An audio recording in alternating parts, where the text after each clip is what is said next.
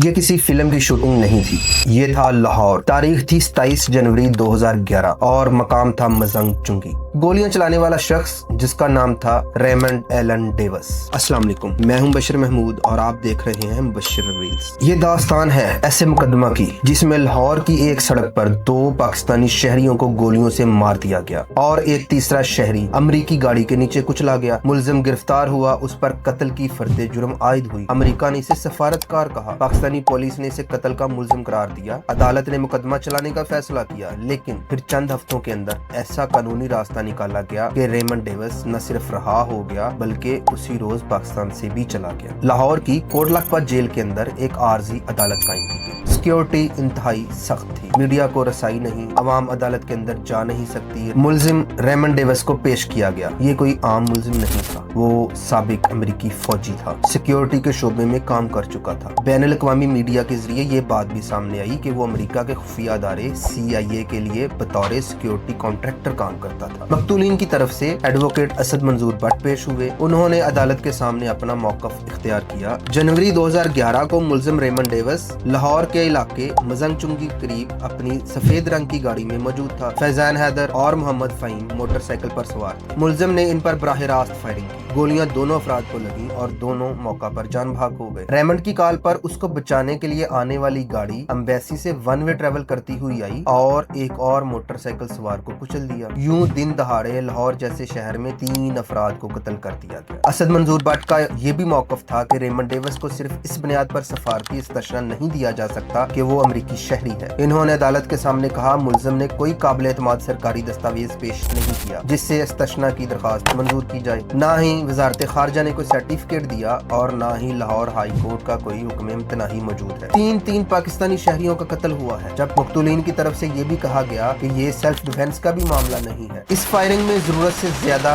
यानी use of excessive force हुआ है। रिपोर्ट्स और पुलिस तफ्तीश की बुनियाद पर यह सवाल भी उठाया गया कि एक मकतूल को उस वक्त गोली मारी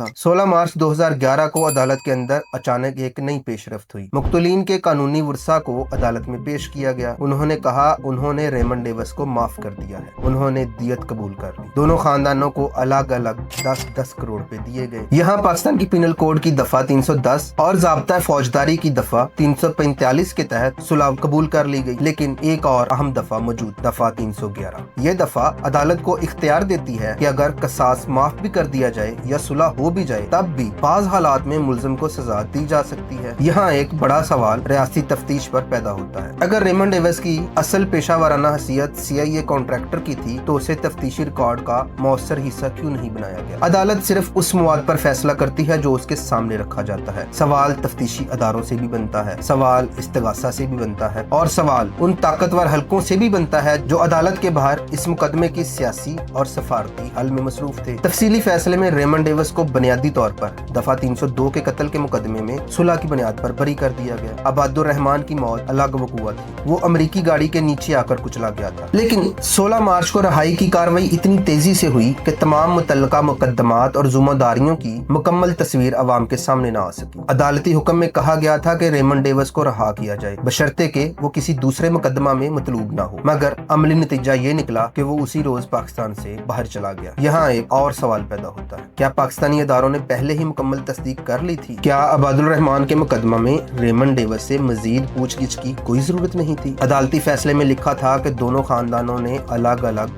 10-10 करोड़ रुपए वसूल कर लिए हैं। मजमूई रकम 20 करोड़ रुपए थी, लेकिन रकम किसने दी? ये सवाल आज भी सवाल है। अमेरिकी वजीर खारजा हिलरी क्लिंटन ने कहा कि अमेरिकी हुकूमत ने ये रकम अदा नहीं की। मुक्तलीन की इब्तदाई वकील असद मंजूर भट्ट ने यह भी इल्जाम लगाया कि आखिरी कार्रवाई में उन्हें शामिल ही नहीं किया गया। जब सब कुछ एक ही दिन हो, बंद माहौल में हो, तो अवामी शुबा पैदा होना फितरी है और इस मुकदमे में अवाम को इंसाफ होता हुआ बिल्कुल नजर नहीं आया। और सबसे आखिर में सबसे अहम सवाल, आखिर रेमंड डेविस ने इन अफराद को कत्ल क्यों किया? वो कौन थे? किसी इंटेलिजेंस इदारे के मुलाजिम? ये सब सवालात आज भी सवालात हैं। इनका जवाब देना हुकूमती अदारों की जिम्मेदारी थी और है, जो आज तक पूरी अदा नहीं की गई। पाकिस्तान जिंदाबाद।